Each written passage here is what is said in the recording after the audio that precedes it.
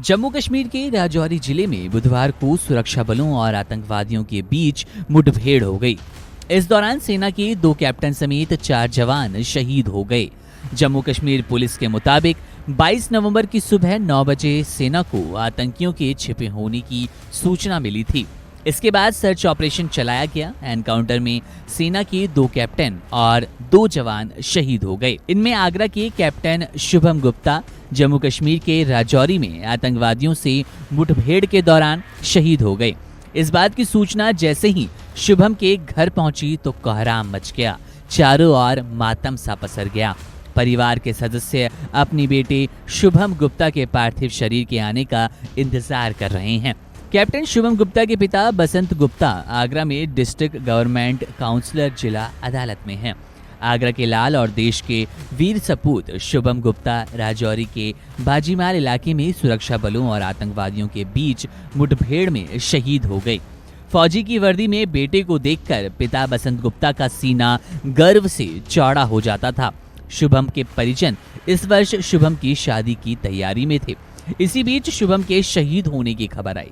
शुभम के शहीद होने की खबर जैसे ही आई और सेना और शुभम दोनों तरफ ये मातम सा पसर गया। शुभम की मां तो बेहोश हो गईं। शहीद कैप्टन शुभम गुप्ता के भाई ऋषभ का कहना है कि भाई को सिग्नल कोर में कमीशन मिला था, फिर भी उन्होंने सिग्नल कोर छोड़कर पैरा ज्वाइन की। जब भी वे किसी सीक्रेट मिशन पर जाते थे तो उनका फोन बंद रहता था। देश के प्रति उनका जज्बा अद्भुत था। शहीद कैप्टन शुभम को शुरू से ही देश और सेना को लेकर एक अलग जुनून था। शुभम को बचपन से ही वर्दी बेहद पसंद थी। यहाँ बता दें कि पुलिस ने बताया कि घटनास्थल पर 2 आतंकवादी फंसे हुए थे। सर्च ऑपरेशन के दौरान धर्मसाल के बाजीमल इलाके में आतंकवादियों और सुरक्षा बलों के बीच मुठभेड़ शुरू हो गई।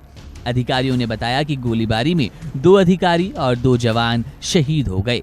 सर्च ऑपरेशन में सेना के राष्ट्रीय राइफल्स के जवानों के साथ साथ पैराट्रूपर्स भी शामिल हुए, लेकिन आतंकी घात लगाकर बैठे थे।